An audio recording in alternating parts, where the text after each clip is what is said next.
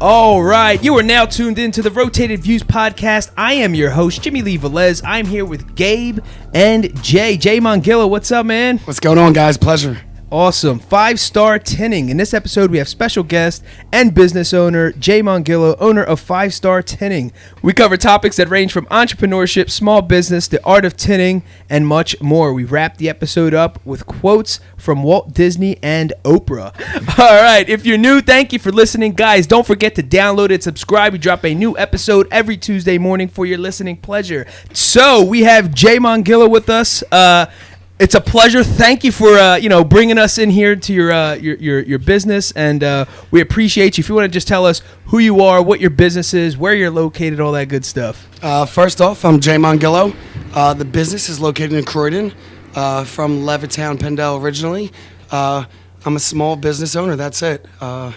We do window tinting, and that's all. Perfect. Perfect. So if you guys do, where he's located, where his business is located, is actually by the railroad. So if you hear noise in the background, it's a bunch of trains is at the R7 or whatever passing by us. All right. So explain to us a little bit how you got started in the industry, and what made you start 5-Star Tinting. We can go back as far as 10 years before that. Okay. The actual tinning part. My aunt worked at a local tinting shop when I was younger, and I actually came to get my car tinted, and they let me come in on a Saturday afternoon after hours, and I was already set on doing other things in life, and this is a true story. I remember her counting the register out, and she was telling the owner of the business, she said, we did $17,000, and I said, wow, that's really good for the month. She said, no, Jay, that's what we did this week, and I pretty much right there decided I was going to go into tinting. Wow. That's awesome. And now it's 10 plus years ago. That was correct. That was probably about 14 years ago. Wow. Yeah. All right. So fast forward, how did you actually get started? So we knew you wanted to do it. Now how'd you get started? I think maybe we have to go back a little bit before starting the business to kind of get a precursor of what really led up to it. Okay. Fair enough. So I did start the business at 22. But a lot of things led up to actually the culmination of starting my own business. One of those things was right after high school. I was involved in a really bad car accident. Yeah. Left me in a wheelchair for a few years. Wow. A few real bad decisions later, I ended up somewhere I wasn't supposed to be. I actually went away for a little while. Yeah. So when I was away, I really started thinking about what I wanted to do with my life. Right. During that time, I made myself two promises. The first one was that I'll never go back. Yeah. And the second one is that I'll never be broke. Yeah. So I got all this time in. I'm hyped. I get released. I'm going to go be a millionaire. Doesn't work that way, people. Yeah. Sure. It takes a lot of hard work. Yeah. So I got out and I had to find a job. So turns out the only place that would hire me with my record was a landscaping company. Okay. So I worked for him for about a year and a half and stacked money. Now, I already had my game plan together that I wanted to own my own business. One of two things, either contracting or the window tinting industry. Yeah. I know how lucrative they are, and I had a little bit of roots planted in them two industries. So what I really had to do to start the business was to build up enough funds and connections in order to even make a dream into somewhat of a reality. Right. So for a little while, I worked landscaping, 60 hours a week. I worked for my father, who was a contractor and a plumber, and then I also worked for my uncle, who was a contractor in Tyler. So I had nothing to do with my time but be good and put my head down and work. So I worked 3 physical labor jobs for a few years. In the meantime, I was putting together my plan to start my business. At this time, I'd finally decided it was actually going to be tinting and graphics. I was going to do some stickers and lettering, and then I was going to do some tinting. Never did either of those before, so I begged, borrowed, and stole, pretty much as the saying goes. Mostly begging my parents, family, friends, grandmom, ex, all that. Came up with enough money to ship me out to California for a month. I went to an accredited school, lived at a hotel room, and they bused you back and forth, and got my accreditation from a window tinting school out there. Oh, wow. I came home, That's awesome. Had nowhere to start a business. Yeah. So I'd made a deal with my dad that if I, got my stuff together, he would give me an opportunity. Not necessarily money or pave the way, but he would do what he could to give me an opportunity to just try and be successful. So him being a small business owner, has a 4 or 5 bay garage on his property, and the only bay that wasn't for his business was the one he kept all the trash and lawnmowers and plumbing supplies and extra stuff in there. So when I started the week after I came home, I started asking my friends, "Hey, you want a tint job? You want some stickers? You want?" I was hit the ground running. I was ready to go. Yeah. So every time I got a customer, I had to push the lawnmower out, sweep the garage, take the trash out, move the wood, place the cardboard, do the whole 9 yards. It took me an hour to get ready, and then I would make a $30 sticker, and then I had to put everything back. And that happened for a while, until my dad said, "Hey, this is actually gaining some traction." 3-4 months in, he said, "Hey, let's see if we can get you a little office." So he was kind enough. He has a small office, nothing special. Yeah. Gave me a little 5 foot by 5 foot section. I put a desk and a computer on, and then I started my social media marketing and kind of took off from there. So that's really the actual ancient history of the birth of 5 Star Tinting. Was out of my father's, I don't even know, 600-700 foot square garage. Wow. So small that when I pulled a car in, I would pull one side tight to the wall, and I could open the other side doors. When I was done that, because all the stuff that was around on both sides, I'd pull the car out, slide it over 2 foot, open up the other side of the door. And that's, it literally, to tint a car now at the shop takes about an hour and a half. To tint a car 10 years ago, first starting, took about 4 hours. It was a grind. It was a hustle just to be able to get to the point to do what I love to do. Sure. And then when I was done doing what I love to do, I had to put everything back and sweep. It was a whole situation. So. Wow. All right. So moving forward, how did you go from a point where you're just a little startup to being a legitimate business and running out of a rented space with a bay or two, and how'd that go? My evolution was relatively slow for the first 2, maybe 3 years. Then I hit a point where I learned my business, and more than that, I learned the people around me. Yeah. When you go out to a bar, market yourself. Yeah. That whole social media boom. Hey, let's start putting something on my MySpace and my Facebook and my whatever it is. Right. Hey, when I'm hanging out with friends, I created a brand essentially, and the brand for 3 or 4 years was way better advertised than what I actually was giving. Right. Then came the birth of my greatest idea, which was I offered a free lifetime warranty no matter what.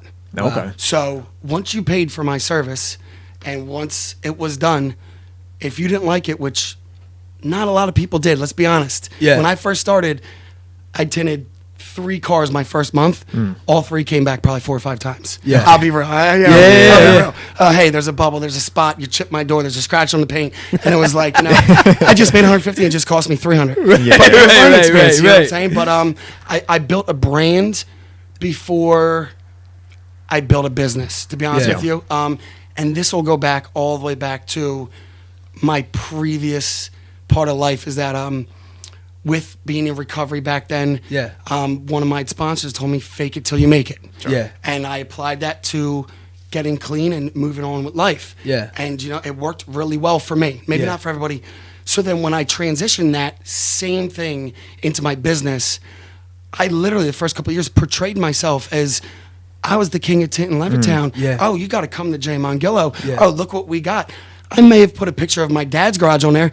Meanwhile, we were working on a little tiny one in the corner. Yeah. But if you didn't know me, you thought it was my 5-bay garage. Sure. Yeah. So it was, honestly, the reality of it was I did a lot of faking it till you make it for the first 3 years. Right. So it was a slow-moving process because I had to build a brand, build a company, actually try to do what I say I was going to do. Yeah. Right. And sometimes I got it right. Right, Sometimes I actually got it right. Right. And the more you do something in life, eventually you'll get better at it. Absolutely. Think back to your first podcast. I'm sure that wire did not go in that hole in the first 10 seconds. I'm sure that wasn't the way it was. Right. It takes Absolutely. time. Yeah, absolutely. And with every car I tinted, with every sticker I made, with everything I did, I just figured out a way to really refine it. Sure. Refine my craft.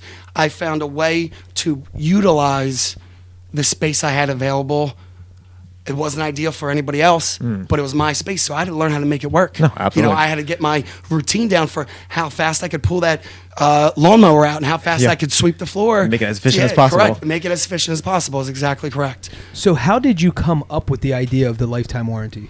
A lot of unhappy people. Yeah. Honestly, I mean, let's go back to the first 6 months I was in business. I'm still figuring out, mind you, if not a lot of you know, I was away for a few years. Yeah. So I'm super hyped to get out. I'm super hyped to start the new business, to get on with my life, to prove everybody wrong. Right. And really everything was baby steps with that. And I figured, what way could I attract customers that have never met me before, never seen me, don't know who I am, don't know anything about me? What in my field would attract people to want to come to me, being a no-name? Yeah. What do you want? A guarantee. Right. You're telling me Bob's Tinting down the street has a better price and no guarantee, and they've been around for 50 years. Right. But Jay's Tinting down the street, they're telling me no matter what I do, what happens, even if it's wrong, they're going to fix it free of charge. And that kind of became my little slogan. That's when I really started gaining traction. There was a lot of people that mad that they had to come back and maybe fix things 2, 3, 4 times. But the more I gained traction in the beginning, the more people started knowing my story and you know where I was at. And a lot of people, friends and family, would come to me because they were trying to help me. Sure. So when I don't want to say gimmick because that sounds wrong, but in the beginning, it kind of was a gimmick. Sometimes it took me 6 times to fix a car until I got it right. Yeah. But I tell you what, the face on that person that finally got it right and says, wow, you never gave up. Yeah. Like, you took a loss on this car. Yeah. I just watched you work for 6 hours, and I know $3 an hour is not going to cover your bills, Jay. Yeah, so yeah. when I subtract the material, the time, the labor, the overhead that I had, I know they know I didn't make money. Yeah. But then it started, like, the belief was the next step of traction. I had my little fake it till you make it. I added the warranty in. I refined my craft, and then I established my space. Once I had those moving parts all in order, the real substance of the business came. And that substance was, it didn't take me 4 times to do a car. It still might take me 3 hours, but 3 hours, it was now getting done the first time instead of second or third or fourth. Yeah. And then next thing you know, the word of mouth. Now you're fast forwarding about a year in. Now I have my little office. My dad said, hey, you know what? You're actually doing something. Like, this is, not that it could be some big whatever, but this isn't Jay's a little hobby in the garage to keep him out of trouble. This is like, you're bringing money in. Like, you have customers. My phone's ringing. Jay, you might want to think about getting your own phone number because they can't keep calling, and showing up. This is, mind you, my dad's house in Pendle is his house, and detached from it is his garage. So with any business, you're going to get walk-in customers. Yeah. That, hey, so-and-so told me you did tinting. I don't really have a website yet, so they're going to just show up. So now there's random people starting to show up at my dad's house, knocking on the garage door like, hey, is this tinting place open? No, there's a plumbing place, guys. And that was the evolution to the next step. Okay. Once the demand was there, I'll never forget, I was sitting on the back of my pickup truck, and my dad came over and said, Jay, I'm so proud of you. You're doing great. You gotta get out of here. He said, because at this point I was open 7 days a week. Yeah. My dad has a pool. We have nieces and nephews. My grandmother lives on the property. It's Saturday afternoon, and let's be honest. Sometimes not the most savory of characters want to get their windows tinted. Right. So I might have this person I've never met before that might not look like your average type person sitting in my dad's driveway. My dad and his wife are in their pool 50 foot away, playing on the pool noodles, like, Jay, like, it's time you get your own shop now. Yeah. And then that, like I said, that was the next step on to, once I knew I had to move out, then it was really making a plan for where I can go, what I can afford, and what's realistic with location. I'm still small time. I'm a year, 2 years in. Right. I can't move to New Hope. Nobody's going to follow me. I'm still word of mouth, Jay. I'm still, and then it took probably about another 6 months to really save and get the ducks in a row. Yeah. Now, let me be honest. 8 years ago, ducks in a row were like they just had to be in the same room. Right. You know what I'm saying? So it's like, all right, here's the 3 places that are available. Yeah. This one's the closest, this one's the cheapest. Throw a dart at the wall. And then once I had my decision, then I justified it. If it made sense, I did a lot of ass backwards. Yeah. But once it made sense and I said, you know what? This could work. Then I got my first shop on Edge of the Road in Industrial Park. And that was phase 2 of the business. Yeah. That phase was amazing, but came with a lot of responsibility. Yeah. Because when you're late on your rent, guess what? My dad's not collecting no more. Right. The landlord is. Right. He's not going to be forgiving. Right. He's not, you're in big boy world now. Right. You know what I'm saying? Right. If you don't pay your electric bill, they shut that shit off. Right. You don't say, hey, Dad, I need $50. I got the 2 cars coming in later. It doesn't work like that no more. Right. You're now going, there is no safety net. There is no, Right. at this point in the road, metaphorically speaking, when I left the nest to say, Yeah. there was nothing to fall back on. Could I have gone back to my dad's garage? Absolutely. Would have been realistic that it would work and I ever would have grown the business to the heights that it's become now? I don't think so. Yeah. But I'm telling you what, with that great accomplishment came the responsibilities. And I'm the type of person that at the end of the day, I want that. I Yeah. want the pressure. I'm the guy that throw me the ball. Yeah. You know, the game's on, throw me the ball. Like, I thrive in that stuff. Yeah. So there was a lot of rough times. Quick little story. I sat down at the time I was dating my ex, not my wife now. My ex. This is 7-8 years ago. Yeah. Times were rough. We were doing okay. The business 3rd year. The electric bill for the house and for the shop was due. Yeah. And I sat down with my ex and I said, hey, we're going to have electric at one place. We can't afford both right now. We're looking at crunch our numbers. And she turned around and said, Jay, we can eat in the dark, but you can't sit in the dark. Yeah. Let's go buy some dollar store batteries. Yeah. Let's get these dollar store flashlights. Yeah. We're going to eat a ramen noodle soup on the couch with no lights, without the cable on. And as long as the electric in the shop is on, you can make money. Yeah. If you make the money, turn the electric on as soon as you get it. Yeah. She knew it was going to be 9 months. Yeah, But, yeah. even 3-4 days in the modern world without electric, Yeah. without TV, it's a big deal now. Yeah, absolutely. So I made my sacrifices, Yeah. and that was all part of it. And I was lucky enough to have a lot of people support me. Yeah. Whether mother, father, complete strangers said, hey, I heard your story. I'd rather give my money locally than to go to big box store so-and-so, Right. And that was really where the evolution kicked on with the traction. I now had a product that I could offer. I now had a warranty that I could stand behind. I now refined my craft. I'm 3 years in. I'm learning how to do stuff in a new space. And then I sat down and said, hey, how do we market now? Yeah. And marketing, to this day, I still don't have a website. My marketing is 75% word of mouth, 25% social media. Okay. Yeah. That's it. Yeah. We don't pay for advertising. I mean, I do some advertising on Facebook. Sure. But it's all social media and word of mouth. So, Yeah. and that was the second phase of the business. Yeah. So before we get into the third phase, I just want to go back to you were talking about your past and where your drive comes from, and you're talking about conversations with your sponsor. What was a trigger for you during those times? I know you said you want to prove a lot of people wrong, a lot of doubters. That just fuels me up. I just get chills. Like, oh, I hope you got a lot of tape because this got- this is going to get gritty. It goes back from everything from my father leaving at a young age, being picked on in grade school, to going through a lot of stuff. After my car accident, I was given a lot of money, more money than most people probably see in their lifetime. Yeah. As soon as I turned 18. Yeah. Just fresh out of a wheelchair, 4 surgeries, arm, hand, leg, finger, thumb, pins, plates, the whole 9 yards. I had a chip on my shoulder because I felt like I was kind of abandoned in a certain way. You know, I wasn't in a wheelchair for 2 days. I was in there for 2 years. Right. And then after that came the money. I had a lot of money, traveled to a lot of places. I'm 18 years old, going across country. Yeah. We were in Vegas at 18. Yeah. When you put 10 grand on the table, they don't card you.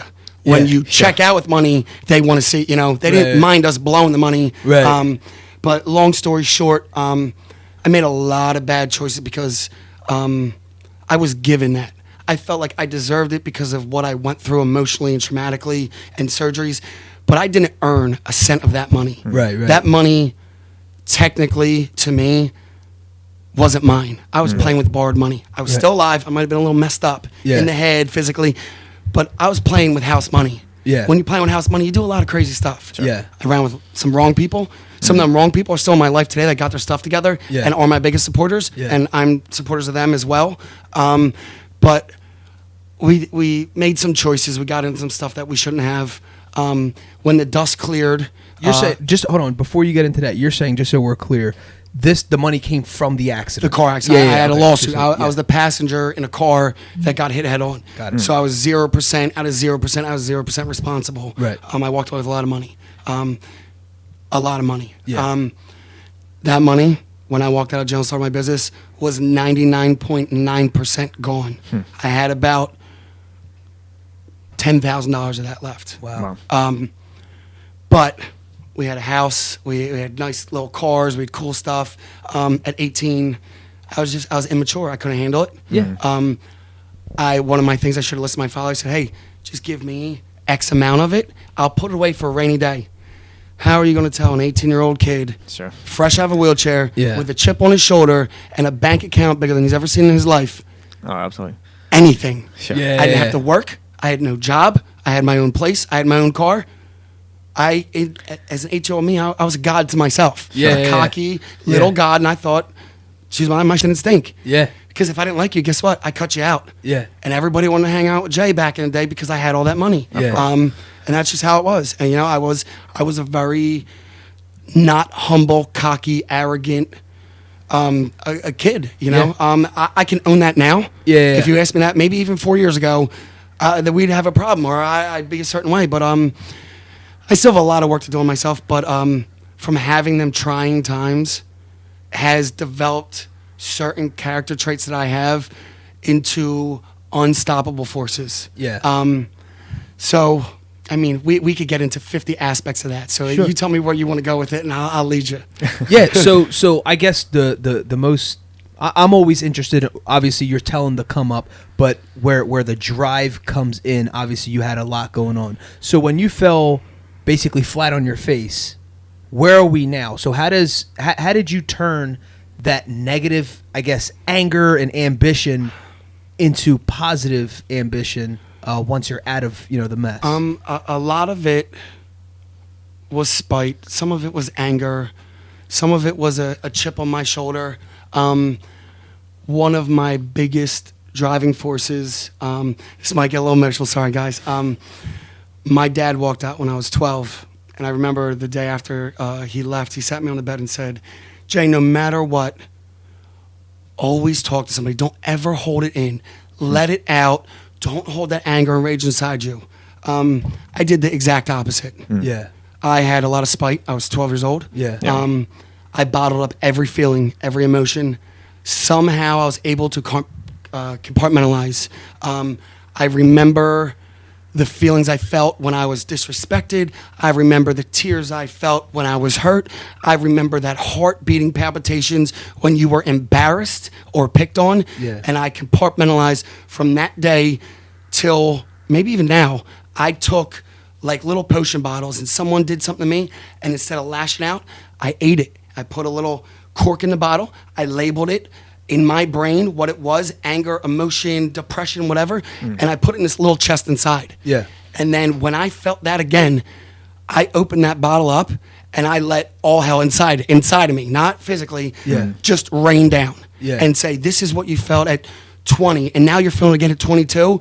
You're never going to let that happen. And I took that fire, that anger, and I could remember it like a motion picture in my head, certain things that had happened to me that I'd put away and stored because of the anger I had, and was allowed to actually open them bottles back up and use all that negative stuff that I've experienced in my life. I was away for a few years. Yeah. It's not flowers and baby bunnies in there. Right. My first day in jail, I got beat up, and they took my shoes. Yeah. And I had no shoes for 3 days. Yeah. Until somebody came and said, "Hey, you want a pair of shoes to wear?" Like and I remember that anger, that vulnerability, that frustration, that rage, and saying, "You can't do nothing about it. Yeah. You're a 130-pound soaking wet kid Yeah. in big boy land now." Yeah. what were my options? Yeah. And, I got in a few fights. I spent a lot of time in the whole solitary confinement, which led to a different chapter in while I was away. But again, even those emotions, when I was sitting in a cell 24 hours a day for a month at a time, locked down, you can't do anything but think. And sometimes when I was in that cell, I'd open up one of them bottles. You get bored, you get lonely, you get depressed, you cry, you fight, your mind drives you crazy. And sometimes it was I'd open up that bottle of rage and I'd punch the brick wall. The only thing that happened, I had bloody knuckles and I'm still stuck in the cell. Sometimes you open up that one of joy, that one of whatever, and I just kind of, just like my dad's garage, my first year, I learned how to arrange that garage to fit my needs. I learned how to arrange my emotions to fit my needs. And when I had a rough day, I would go into that little chest and I would take out that hustle, the drive, the ambition, one of them 100 different bottles, and I would open it up and I was like a monster. That was it. I just found a way to bottle even the positive stuff and save it for later. But it all goes back to when I was 12, and that's it. That'll bring us to, I'm sure you've seen the back of my truck.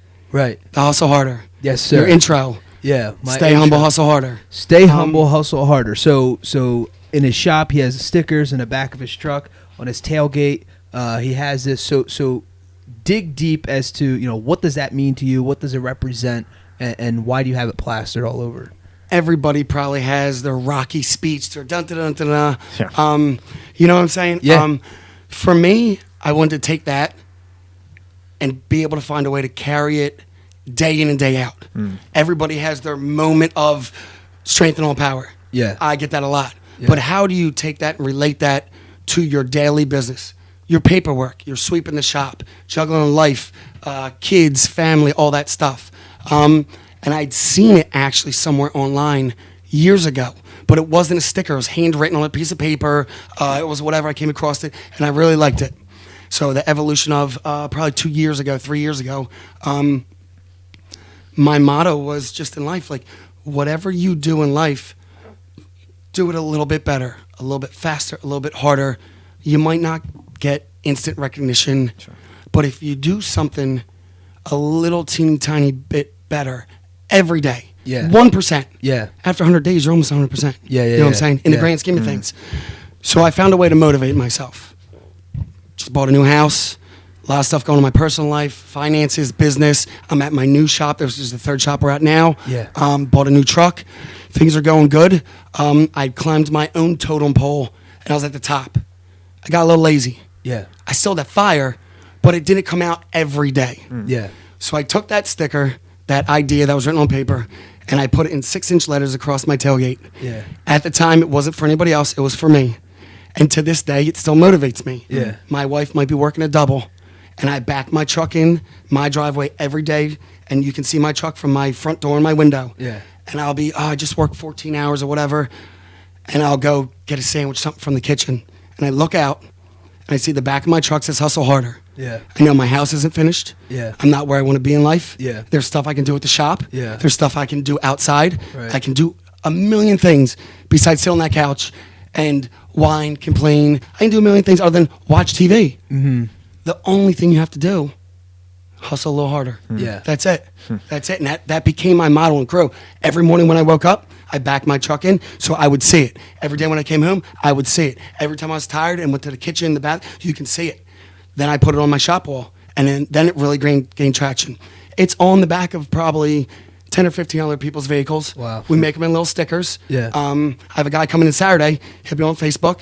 Asked me, he said, I really like that. I like the motto. I like what it stands for. I follow you on social media. Do you make it in blue? And I said, yes. He said, how much? And I said, honestly, word for word, I said, if you're a true hustler, I'll know as soon as you walk in the door, it's free of charge. I want that to motivate you. That's it. That's my whole hustle a little harder. I've said it 50 million times. When anybody asks me about it, I say, I don't care if you pick up dog shit for a living. I don't care what you do in life. If you hustle a little bit harder every day, eventually somebody that matters will see that effort. They'll see, wow, last week he was picking up 10, now he's doing 15. Last week he was picking up 15, and now he's doing it in an hour as opposed to doing 2 hours, whatever it is. It might not have to be for somebody else. It could be for yourself. But whatever it is, if you could use a different word if you want. It don't have to be hustle, grind, motivate, whatever. Yeah. But for me, it's hustle. Hustle's something that's gritty, that's manly, that's motivating. It goes back to the music I listen to, like, that uplifting. That's my trigger word for get off the couch and do something with yourself. Yeah. I don't care you worked 20, 40, 60, 80 hours. You're flipping a house, you're building a house, you're doing this, you have a kid on the way, you have a podcast tonight. If you're sitting on the couch, there's time to be doing something else in your life. That's it. Yeah, that's it. Hustle a little harder. Yeah. That's all. Yeah. And that's really where it came from. It's taken on its own little life. I took a lot of flack for it when I first put it on. Oh, you're the same old cocky Jay. And I said, honestly, it's not for you. It was never meant for anybody else. Yeah. It was meant for my motivation to see when I walk out and you walk out, you're going to see it. When you walk in my shop, you're going to see it. When you walk to my house, you're going to see it. Yeah. It was for me. Yeah. It was for me. And then it kind of became a little bit like other people that have our mentality. Jimmy, you're just like me. Your brother, just like me. The people in the interview, just like me. Yeah. We are hustlers. What was the name of the clothing company we tried to start a couple years ago? 5-7 years ago. Go Getter Global. Go Getter. Go Getter is the same as hustle harder. Yeah. It was our mentality. Yeah. Yep. Hustle harder. We are go-getters. We don't sit Me, around. Goose, and Jay. We call it, we're the 3 G's. Go Getter Global. That's it. We came up with a brand. We sat in my old shop, my last shop. Yeah. Till 2 o'clock in the morning, brainstorming, coming up with my ideas, the gosh. whole 9 yards. But it's the same. If you have that mentality, it doesn't leave you. Yeah. It doesn't just enter you. Yeah. You have it. But just because you have it doesn't mean you can always use it. Right. Yeah. It's not an energy drink, But at the end of the day, that is my trigger. That's my end of the day. You just put them hours in, but you still got to do. Hustle a little harder. Yeah. Because you know what? There's still 6 hours left in the day. It means I can get at least 3 or 4 things done. Absolutely. So there's a lot of things that you use for motivation, triggers. boy, things that I could write you a book just with one-liners. Excuse me. So I know before we obviously started the show, we were talking about a couple things. So I just want you to still touch on them because I don't want anything. Gotcha. So explain 2 things. Explain Nikes and explain after that explain the Phillies. All right. Because I don't, and just for everyone listening, I want this to be a learning experience or just a perspective for you to see the different triggers people use to overcome. Yeah. Right? It's whatever adversity that we're kind of going through. We're using these little triggers to not only get over the stuff, but to remember. It's that whole humble thing. It Absolutely. humbles you really fast when you hear the Phillies. Yes, sir. when you hear the Phillies story right now. So just remember that and how you could utilize it for your own life. It starts off with the Nikes. I touched upon it before. My first day in jail, the first time I went away a little bit. I walked in, tiny, sick, had a habit. You see it in the movies. Yeah. Fresh fish, whatever. It's county jail. We're not talking like state prison, whatever. Sure. But there's still a level of archy to that. And I walked in with brand new shoes that I bought with money I got from my car accident, thinking I'm that young, untouchable, cocky. Yeah. And I walked onto that block like I was untouchable. And within 2 hours, I got into an altercation. My shoes were ripped off of me and taken. I met a couple people in there that eventually helped me get them back. It took a little while, but got them back. And every day in there, you don't get to do much, so you get yard. And I used to literally look down while I walked my laps in the yard with my Nikes on that. I've only been in jail for a couple weeks, and I've already been humbled more in 2 weeks than I have in 20-some years of existence. Yeah. And I hung on to them Nikes. That was more a sentimental, emotional, you have to humble yourself. Yeah. You are now not in your backyard no more. Yeah. And even sometimes I'd sit there on my bunk and look at my shoes. Over time, they got tired and worn. Sometimes I would wait to get a new pair once I was established in there. And them new pairs were it was like a joy to me that it reminded me every time I got that new pair. Because my mom used to bring me up shoes and stuff every now and then. Shout out to my mom, love you. But also she did visit me every weekend for years straight. Wow. Every Sunday. But when she would bring me up shoes, it was, it brings you back to that place that, either you're putting a bottle back in that place or you're taking one out. And when I first got them Nikes for my mom, I was so happy to get rid of the ones that I was hurt in. Yeah. And like almost like a new chapter. Yeah. But those Nikes became my little motivation through those years. Now, piggyback on that is my amazing obsession for the Phillies. If everybody knows me, I'm a diehard Eagles fan. Go Birds. We just had a huge win. Absolutely. For all you who don't know, my voice is hoarse. I don't normally sound like this, but we screamed for 6 hours last night, so now you're getting this voice. But anyway, I was never a huge Phillies fan. But after doing time in jail, you don't get a lot of time to yourself. You don't get a lot of stuff that, you don't get activities. You don't get out to go shopping, all that other stuff. Yeah. So you find ways to entertain yourself. Some people lift, some people play chess, some people play spades. I was fortunate enough that I had a TV in my cell, one of few that was on the block. Yeah. And I hated baseball. It's so long, it's so boring. One guy gets up, one pitches, strike. It was so boring.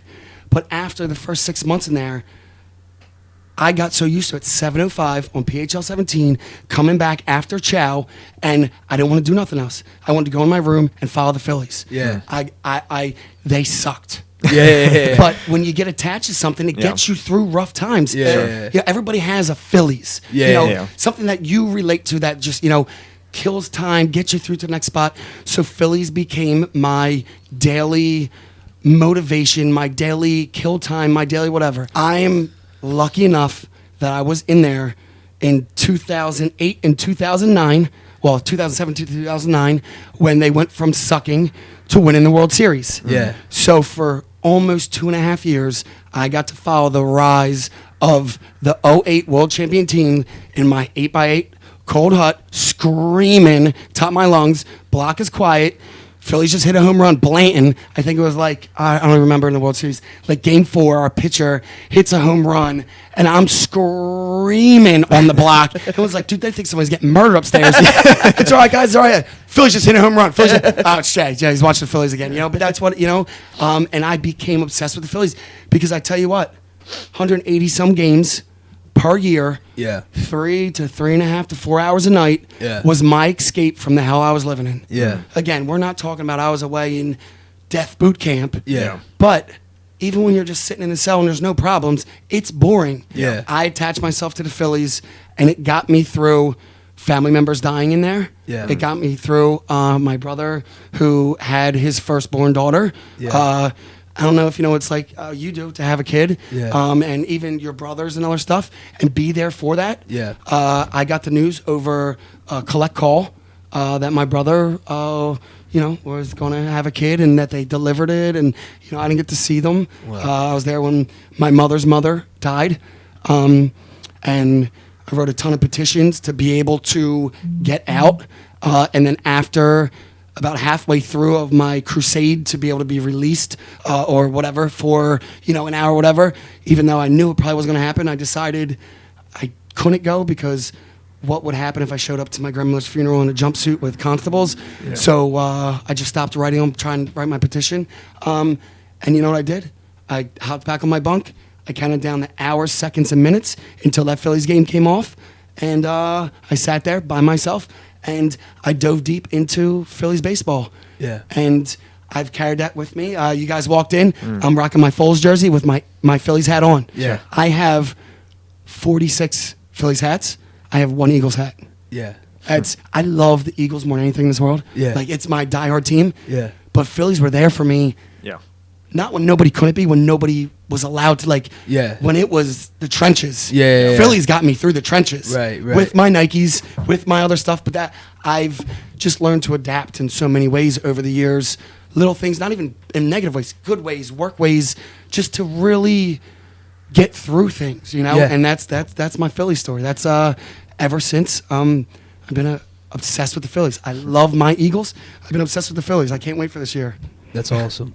All right, perfect. So explain to us a little bit of how you transitioned from phase 2 of your business to phase 3. Obviously, so you guys have more of a background, what he's using or what he did use and what he continues to use as these little triggers to kind of get him through. So when he was, locked up. He was using a trigger for the fillies to get him kind of through the humps or whatever.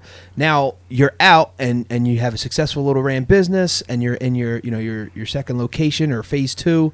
And now, what was the decision? Like, I need to get a bigger. Was it the rent hold deal or a lot of stuff went into it? Yeah. When we gained the traction, when Facebook came around, when I was able to make a business page, when word of mouth hit, when all my moving parts that I've put in place for 5 years straight started to work together. Yeah. My shop before was, I don't know, 2,400 square foot. My shop now is 1,200 square foot. Yeah. So I had a bigger shop. Yeah. The rent was less. Yeah. The location and the needs that my growing business had did not meet what I had. If I could now take my old shop, how massive it was, and put it on this property, Yeah. Who knows where I'd be. Yeah. But I could fit 9 cars in my old shop. No Right. problem. Problem is, I didn't have 8 cars to tint. Right. There wasn't enough cars to fill the spaces. Right. So I used that as my first stepping stone. Learn how to grow the business. Learn the ins and outs, per se, of running a business. I can tint. I can manage. I can think outside the box. I can do all that stuff. But running and owning a business, I'm still even finding this out today. My wife helps me on a daily basis with my finances, with my spreadsheets, with my shop, with everything. Yeah. And I've owned a business for 10 years now, and I've never known the stuff I found out 3 months ago. Yeah. Via my wife and spreadsheets and QuickBooks and all this other stuff that I've done for the last few years. But learning back then, I knew, cool, I had a massive, awesome space. I couldn't fill it. Yeah. What good is this awesome freaking shop Yeah. if I can't fill it? Yeah. What are the factors why I can't fill it? It's not the business. We're doing we're doing 15% each year increase. Yeah. Our numbers are good. Our revenue's decent. Yeah. What is it? And it just was the location. Yeah. That's it. It was the location. Again, if I could put that building on this property, who knows what we would do number-wise in the summer when we have a 3-week waiting list to get in. Right. But I moved from that shop to here, and a lot changed. The walk-in traffic is insane. It's not the best. I call it my polished turd. Yeah. Because no offense, I hate this building. Yeah. I love what I've brought it to. Look over there, see that picture? That's how I got it. Yeah. Spray painted, the whole 9 yards, and this is what it is now. Yeah. When I first started here, we had porta potties for 6 months, and I borrowed my dad's generator because there was no power to the building. Yeah. That was just to get up and running. Yeah. Everything that you guys see here, even though it's not amazing and brand new and all that stuff, has just got me to the next step. This here is a stepping stone for me. Yeah. Just like the house I'm building with my wife right now. Yeah. That's a stepping stone to the next house, to the next whatever, to the next phase. Right. I'm the type of person that's not content with what I have. Yeah. Even if it looks like I'm super successful, to myself, I'm not. Yeah. I don't have the car I want, the house I want, and it's not even money-wise. I'm not happy where I feel like I have so much more left in this tank. Yeah. You might think I'm running 150%. Yeah. I think I'm running at 50%. Yeah. Like, that's how I feel. Yeah. We're putting together plans to be able to build a 4-5 bay garage on this property, assuming everything goes through, to be able to purchase it, stuff like that. Then that'll take us to the next level. But the thing that got us here, a few other things that happened at that shop. One I'll touch on real quick. One morning I walked in, and my door was sawzalled off, and everything that I owned, that I worked for 5 years, was gone. I have the newspaper article hanging up in there. I took out loans from my father, from other people from the bank, to purchase the equipment to run my business, my computers, my software, my film, my tint. I had my mini bike in there. I had everyday inventory TVs. We had an Xbox in our little crappy waiting room. Was all gone. And let me tell you something about small business. If you don't know insurance, you don't know insurance. I didn't. I'm a tinner. I'm not a rocket scientist. Yeah. I got me an insurance plan. All good. It did not cover. It covered X amount. $10,000 for theft. $5,000 for burglary. My lost wages maxed out at $30,000. Wow. My loans and what I owed out was $50,000. Yeah. And I wasn't working. And rent was still due. Electric was still due. I remember talking to my dad and saying, I'm going to shut it down. You know, he's like, oh, you worked so hard, you've been through so much. And I said, Dad, you know, sometimes you're tired of fighting certain battles. I'll fight till the day I die to get where I want to be. But sometimes there's battles that look like they're uphill. Yeah. Like, it just took me my whole adult life, I'm 25, to get to this point to say I have something that I'm proud of. Yeah. And it was taken away. And because of my insurance policy did not cover my tool rider, my $30,000 printer, my $10,000 plotter, my whatever, I was starting all over again. I had the clientele, but I had to make a choice. Was I going to start over? And I knew the answer to that was I wasn't going to start over exactly where I'm at. I'm either starting over back at my dad's house and regroup, or I'm going to go somewhere and I'm betting the house. I'm betting the house this time. Yeah. I used up all my good luck. I used up all my chips to get to where I was at. I used up all my favors, all my call-ins, all my everything just to get that first shop. Yeah. And I knew I had none left. I had no favors to call, and I had nobody, not that I had nobody to lean on, but financially, business, I'd exhausted all my streams of revenue, loans, stuff like that. I couldn't go back and ask for more money and this and whatever. And I took a gamble. So in the 3 months that I was actually not working but still paying the bills at the shop and the house, I decided, let me find a location. What was the one piece I was missing that got us here? But what is that one little piece that could take me to another level? I'm hustling. I'm marketing. I am grinding 7 days a week. I'm first one in, last one out. I'm going to the farmer's market to sell $5 stickers to just hopefully make a couple $100 for the day to make my ends meet. Yeah. And I said, I can't do that again. Yeah. I have to focus and organize and put my pieces that were scattered all over back into some sort of manageable puzzle. It don't have to be complete, but figure it out. Yeah. Is this puzzle able to be put back together again? And I looked around and I found this abandoned shop, spray painted, graffitied, windows busted out, no electric, no bathroom. And I talked to the dude. Nah, I don't want to rent it. Talk to the dude. Nah, I don't want to rent it. I said, look, I'll put the money in. Just, you got to believe in me. Yeah. Talk to him. He said, look, I'll give you a shot. We're going to go month to month. I'm not signing to a lease because you ain't going to be able to pay it. Yeah. I don't expect you to be here for more than a couple months. It's, what are you going to do with an old rundown gas station that doesn't have a bathroom or electric? Yeah. I said, watch. I'll show you. Yeah. 5 years later, we're here. So I took that, and that my piece of the puzzle was keep doing what I was doing, and I needed a better location. Yeah. Building was smaller, building was crappier, and the amenities were atrocious. Yeah. But I had a location. If I could put some blood, sweat, and tears into this building, a new garage door, a roof, heat, a bathroom, so you could use the bathroom while you worked, not go out on a porta potty in February with 6 inches of snow on the ground and crap in a porta potty. Yeah. You know what it's like telling your paying customer? Go around the truck, past the dumpster, through the fence, and there's this Porter John over there. Let me know if there's toilet paper in it. It don't work. But I knew if I could sustain for a couple months, I took the checks that I got. All in all, was like $30,000 from my lost wages and stuff. First, last security, bought me a work van, bought a new cutter, the world's shittiest, crappiest product company that I could get, just so I could get up and running and make this money back. Yeah. And then once I did that, I got a bathroom. Yeah. We got electric, no more generator. We put a ceiling in. Yeah. I have videos to this day, which I can show you after this.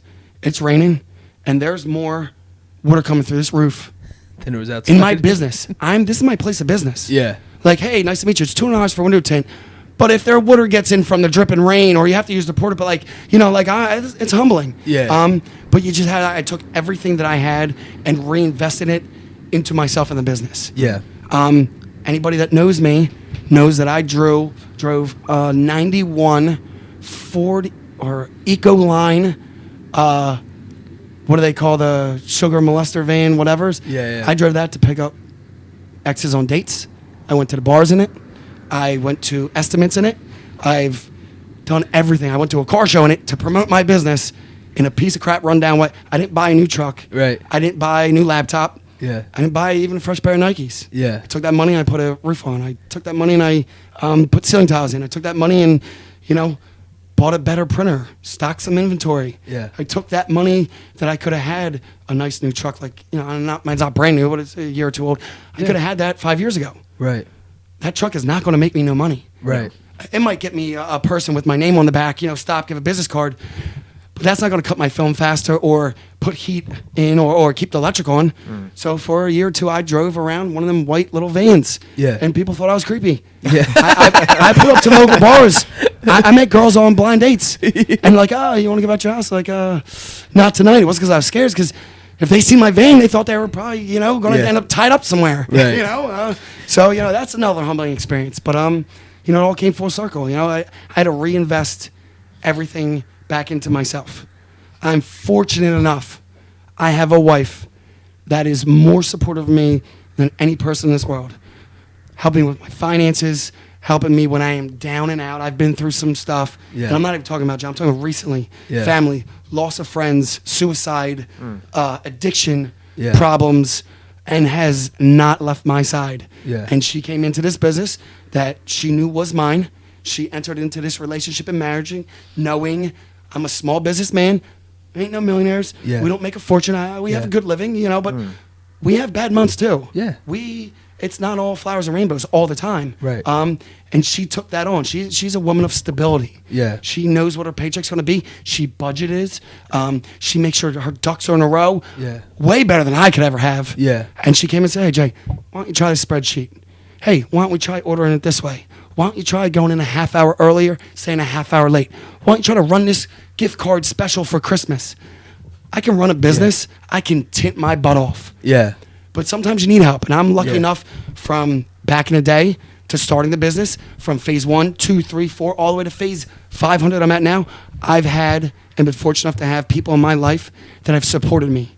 When they've looked at me and said, you are down and out or you're having a rough time for whatever situation, personal, business, finance, don't matter, to have them key people in my life to be able to pick me up or support me or just say, yo, wake up tomorrow, you got a fair shot at life again. Yeah. Wake up tomorrow, you got a fair shot at life again. And I mean, like I said, the hustle is mine, but the rest of it belongs to my mother, my father, my wife, even a little bit to my ex from years ago that helped me get through times, to my brothers, to people that give you that support and get you through things. My whole life has been adversity. Yeah. I was blessed to come in this world to a good family, and I was stupid enough to mess that up. Yeah. And since the day I messed that up and went away and all that stuff, I've had to overcome so much. Your everyday little obstacles are my everyday mountains. Yeah. You're not a felon. If this doesn't work out, which I'm not saying it will, rotative views, if it doesn't work out, you can still get a job at 65 places. Right. I can't. Right. Not having a license for 6 years, having to put the truck in an ex's name or a family member's name, all that stuff. Yeah. The daily going to an estimate for your company that's finally starting to make it and getting pulled over for not using a turn signal, getting your truck impounded, paying $2,000 to get it out, losing your license for another year. That was a struggle. Like, I couldn't even go to work as a regular person. I still had adversity. When things were going good, I was still paying for my past because I messed my credit up, because I messed my license up, because I messed my record up, because I messed relationships up. People came in my life 7 years later that haven't seen me and are like, you know what? I'm not going to 5-star tinting because he was a whole bunch of real bad words back in the day. He was cocky, he was whatever. You know what? I still live with that today. I run into somebody like, oh, what are you doing? I'm 5-star tinting. Yeah, I'm sure. It's probably off all that money you got when your car accident 15 years ago. I still live with that. Yeah. There's still that's a chip on my shoulder that I'm proving I'm doing this on my own. Yeah. Now I get to do it with my wife. And support of other people, but I carry those chips around when you see somebody out the bar and they're like, oh, it must be nice to be rich from a car accident 15 years ago. Right. I don't have that. I don't have that no more. Yeah. Right. Trust me. I mean, let me ask you a question real quick. Semi-rhetorical. Don't go too deep. And this isn't for anything other than a strict purpose. What do you think I have in the bank account? $1 million, $100,000, $5, negative 50. The answer is you don't know. Right. Because when I'm down and out, you're not going to know it. When we have a ton of money in the bank account, you're not going to know it. Exactly. My wife came in with the finances, helped me with that. But it's a lot of humbling experiences that, do I want to show off to the people that naysayed me and said, oh, you're still living off a past settlement or this or that, or you only are where you're at because your dad let you use his garage. I've been through more since I've been on my own than I have starting my own business, getting to that first period. But a lot of people don't know that. Yeah. I'm a freaking window tinter. Like, no, you know what I'm saying? I don't, So what's funny about well, not funny, but interesting about what you just said, it's people, I don't know, because I don't know if it's more of a visual thing that they physically saw you, out of your dad's garage, but I say this all the time. The reason why a lot of people won't accomplish things until they do this is because they're not utilizing their resources. Correct. Your dad was a resource. It's not Absolutely. saying, because there's other people who have parents or other resources that are just standing there, but they're not tapping into it. Don't even realize that person or that thing is an actual resource. Yeah. So what are you going to be mad at someone who's actually tapping into their resources? Real quick, I was fortunate enough to meet more people in my life that are supportive, and I'm at the point in my life where I'm trying to get out of my big fish in a little pond and go to the next phase. And I was fortunate enough to meet somebody, his name's Chris Levins, Levins Brothers. Yeah. And then we took a ride along on a Sunday a couple weeks ago, talking about life, next step, where do you want to be, the whole 9 yards. I told him I might want to get into the housing, all that stuff. And he told me the one thing that stuck with me. I had already heard it. I've heard it in context. But for some reason, the way he said it, and he told me, you're only as good as your network. Yeah. That's, even back then, I might not be where I was at if I didn't have that network. Yeah. Now, everybody might have their own network, but you have to utilize that network. Exactly. You might have to call that favor. You might have to say, Jimmy Lee, I need this, or blah, blah, blah, I need that. Yeah. But you know what I'm saying? Asking for help isn't a bad thing if you do it the right way. Right. You know what I'm saying? Yeah. I was more scared of failure back then that I could swallow my pride and say, Dad, I need help. Not necessarily financially. Dad, I used to go in an office and pick his brain. Dad, I need help. I need to learn how to do this estimate. I need to, whatever it was. Yeah. But ask for help in the right way. Absolutely. And I utilized every single, I'm talking down to Scott Zeke, my old landscaper. Yeah. I went back after I had grown from landscaping and now was on my own business to ask him to borrow his truck or use his shop for something or his equipment, whatever it was, done in the proper way. Yeah. Networking will get you to that next level. Yeah. You can hustle as hard as you want, but if it can be a team thing sometimes. Yeah. I got here 75% on my own. Yeah.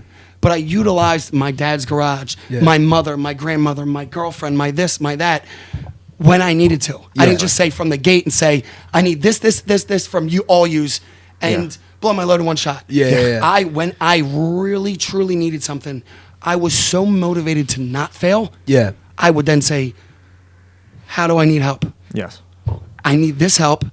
Who can help me? And out of these people who can help me, who's the most likely to help me? Who's the most likely to do it smiling? Who's the most likely to do it and then expect something back? Yeah. But then there was a whole process just to networking. Sure. Yeah. And that's you don't see that in small businesses. Yeah. When you're in Walmart, you have a team of 900 people to do that stuff for you. Yeah. Sure. Here, I am the secretary. I'm the receptionist. Yeah. I answer the phones. I make Yeah. the payments. I tint the cars. I go on estimates. I answer Facebook, Instagram, email, Snapchat, which I've gotten jobs off Snapchat. Yeah. Regular mail, and then both phone lines. And then I clean the shop. I still take my own trash out. We sweep it. I still do everything here. Yeah. Yeah. It gets to be a lot, but when you network, you have to network in the right way. So now where I'm at in this business is I feel like my next step is to move forward with maybe more employees, the shop that we're trying to build. Yeah. Now when I'm going to the shop, I'm thinking, how am I gonna afford $100,000 building on my own? Right. And now it's networking. So now I'm getting with these other people, builders, and and building that foundation for when I need that stuff done. Yeah. I'm 6 months to a year off from that. Yeah. I'm already forming relationships I feel like I'm going to need in the future. Definitely. Whether it be a landscape or somebody from the township or whatever, But that's where you can use that networking. And it's a good thing. Yeah. So explain how it went from 5-Star Tinting and Graphics to now we're walking into 2019. You're at this stage. The new buildings in the plans. You're expanding. You're talking about expanding your staff line. How did it go from Five Star Tinting and Graphics to just simply Five Star Tinting? Um, In 2019. it took a little bit of a rude awakening with taxes and some other things. I sat down with my wife. I sat down with my dad. I sat down with my accountant. We went over my numbers. I've owned the business 10 years. I do my regular stuff with accounting, all that stuff. I've never looked at my numbers in a spreadsheet in detail. Every cent coming in, every cent going out, and figured out what our most profitable services we offered were. Yeah. Then we broke it down into time management. In the summer, when it's hot, we have anywhere from a week to a 2-week waiting period to get in here. Yeah. In the winter, it's an off season. We stay nice and steady. Yeah. But, we accept walk-ins. It's all good. So we had to figure out how to now, with a smaller shop, limited resources, a great location, how do we maximize and squeeze every cent out of what we've built? Yeah. And once we went over them in depth, spreadsheet after spreadsheet, meeting after meeting, sitting at my dad's counter, on the couch with my wife, and all the way up in Doylestown with my other guy, we figured out that profit to time ratio is most abundant in tinning. Yeah. And we found out that when we are busy, we're taking vinyl jobs, we're taking estimates, we're doing this, that, and the third. And every time I'm not tinning, we are losing money. Yeah. So it really came down to the numbers and demand. We've built up a phenomenal repeat customer basis. Yeah. We have a good location. We're hoping for a new shop this year. Yeah. We have marketing. Finances are finally getting in order, like Yeah. profit and loss on a weekly basis, on a daily basis. Yeah. I know the cent that comes in Yeah. and goes out. If we eat McDonald's, it's in the P&L. Yeah. I'm telling you, like, learned Yeah. it all. The last thing we needed was figure out how to organize and calculate to make the most money off of our talents. So we decided not really doing remote starts. We're not doing vinyl. We haven't done detailing in a while. We're not doing XYZ jobs. We're not taking this. We do tinning and tinning only. Yeah. Our bread and butter is our shop, our everyday customers, our loyal customers that come through the shop on a daily basis and get every car that they have tinted by us. Yeah. Then we do our flat glass, which comprises of residential homes and commercial, which we're very big in the city now. We're down at Eagle Stadium again for the third time. Yeah. Comcast Building, Drexel, Penn State. I could name a whole lot. I don't Yeah. know if I can because I sub for some other companies. Yeah. But our flat glass is our big money maker, and our everyday bread and butter hustle, blood, sweat, and tears is you pull a car in, you tint it to the best of your ability, you ship them out with a smile on their face, you remember their name, Yeah. you send them something on Facebook, you ask them for a review, you see them out later, and they come back, and you treat them like, not like a big box store. Yeah. You treat them like they're your friends. I Yeah. built the business with my friends. Right.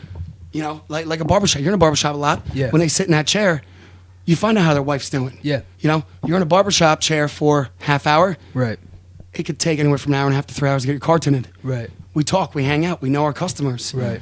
Every new customer comes in, we don't know their last name and all that stuff. Sure. But our repeat customers, we see them at the bar, we see them at an event, we see them at the tattoo convention. They're everywhere. Like we've Right. created customer base, and that's how we're moving forward to our next step. Right. That's awesome. Perfect. All right. So I know it's a lot. yeah, no. It's all good. You have 2 hours? So my I last, didn't even go to the notes yet. we haven't even touched the notes. No, we're good. But I actually have last question. My last question for you is: what is your recommendation to anyone trying to achieve their dream or start a business? Oh man, it's easy, but it's not. Yeah. One, you gotta want it. Yeah. It doesn't matter. You have to want it. Yeah. Just like anything else. You might need it. You might this. You might. You have to want it. You have to dig deep inside you, and be willing to commit what is necessary to that next step. A job, opportunity, starting your own business is not easy. Yeah. I took a loss my first 3 years. It is not easy. For me, I would say drive, determination, perseverance, and heart. If you don't have them 4 things, you could have one, you could have a combination, you might get somewhere. You have to be willing to go all in. Yeah. If you are hesitant, now there's certain things you can be hesitant about, but if you're not willing to do what has to be done, to take that leap of faith, to be able to say, I got this. You got to believe in yourself. Yeah. If you want it bad enough and you believe in yourself, the only person that can stop you is you. Yeah. You can't stop me from achieving my goals. You can't, they can't.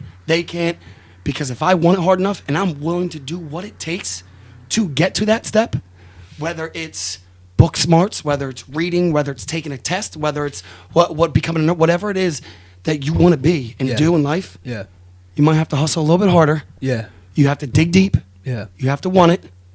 And then when the time comes, you have to be able to do everything. Not 99%, not 100 out of 110 things, not, I left a little on the table. You have to be willing to go all in. Yeah. And it's not easy being a wife of an entrepreneur, as my wife is. Yeah. Some days we work 40 hours a week. Some days we work 80. Yeah. You know? Yeah. But it'll come down to who's around you. And you'll know right away if you have the support and following. There will be a lot of haters. There will be a lot of negative influences. But learn to, like I said in the beginning, take that emotion, bottle it up. And when you're getting through the trenches of whatever it is that you need to get through to get to your next step, you open that little bottle up and unleash a can of whoop ass, but your own kind, Right. your motivation, Right. whatever it may be. But you have to follow through. Yeah. You have to follow through. And if you do them few things, it's not going to be easy. I'm not going to lie to you. It's not easy. Yeah. But it will be a little bit easier than going in blind. Hell yeah. Believe in yourself. If you think you can, then just do it. That's it. So Just say the 4 words again. I have them tattooed on my hand and That's between my sweet. fingers. First one's drive. I am a very driven person. Motivation. I let things, just like my little bottles of what, motivate me and use them properly. I get highly motivated when it comes to dreams and goals that I want. So you have to stay motivated. Don't get stagnant. Don't get stale. Don't, you know what? We did good this month. We're just going to take a week off. There's no week off. Right. There's no days off. Right. You said no days off. Right. Stay motivated. Perseverance. I mean, we know what it means. I interpret it my own way. Like, no matter what you're going through, highs and lows, you have to keep chugging. Yeah. There's going to be good days. Yeah, they're a breeze. Cruise through them. Right. There's going to be bad days. You can't sit on the couch. You can't go on Facebook. Oh, so-and-so did this. It's not my fault. You got to persevere through it. Yeah. Get through it. However you got to get through it. And heart. I have passion for what I do. Yeah. And everything. Yeah. Building a house, working on my truck, quadding, camping, anything that I do in my life, I put my heart into. Yeah. Because I believe in myself. Yeah. Because I have those 4 things. And because I hustle a little bit harder every day. Not against anybody else, against myself. Absolutely. I know there's nobody in this world that can stop me. There's nobody except for me. So I keep focused. And I should be good. Just like you, and you. Bam. All right, so there you have it, folks. Jay Mongillo, owner of 5 Star Tinting. We like to wrap our episodes up with quotes, but let's let Jay, you said you have some quotes, right? Some of them aren't motivational. Some of them are just within himself. One of them is from a song from Wale. It's easy to dream a dream, but it's harder to live it. Yes. So just challenge yourself. We all have dreams. We all have goals. You know, kick yourself an ass. Get up, do whatever you got to do. It's easy to dream a dream. It is harder to live it. Yeah. So do them things we talked about earlier and turn them dreams into a reality. Right. Perfect. All right, and I'm going to rip it off with Walt Disney and Oprah, and the first one is by Oprah. The biggest adventure you can take is to live the life of your dreams. The second one is by Walt Disney. All of our dreams can come true if we have the courage to pursue them. Before we close out, Jay, I want to allow you to plug your business, who you are, where people can find you, websites, whatever it is. 5 Star Tinting, as you guys know. We're right here on Route 13, 2045 Bristol Pike, Croydon, PA. We're in between the Croydon train station and the Bristol bowling alley. We're that big eyesore of a blue and white building that you pass by every day and don't notice. Yeah. Come stop by. We'll tint your car phenomenally. The Facebook and Instagram is 5 Star Tinting, spelled out Five, Star Tinting. Facebook has spaces. Instagram, no spaces in between. Perfect. All right, so there you have it, folks. Jay Mongillo, 5 Star Tinting. In this episode, we had special guest, owner, entrepreneur, Jay Mongillo, and we covered topics that range from entrepreneurship, small business, the art of tinting, and much more. We wrapped the episode up with quotes from Walt Disney and Oprah. Awesome. Guys, thanks again for joining us. The Rotated Views podcast was produced for self-development purposes. Huge shout out to our sponsors. This episode is brought to you by the Blessed Lifestyle brand. That is BL3SSED.com. Also sponsored by The Motivation Files Unleashed. This motivational mixtape will be your fuel for success. Available on all platforms. Guys, don't forget to visit the website, JimmyLeeVelez.com. Follow us on Facebook and Instagram at Rotated Views. If you have any inquiries or questions, email us at info@JimmyLeeVelez.com. On behalf of myself and the rest of the crew, we wish you massive success. Stay blessed.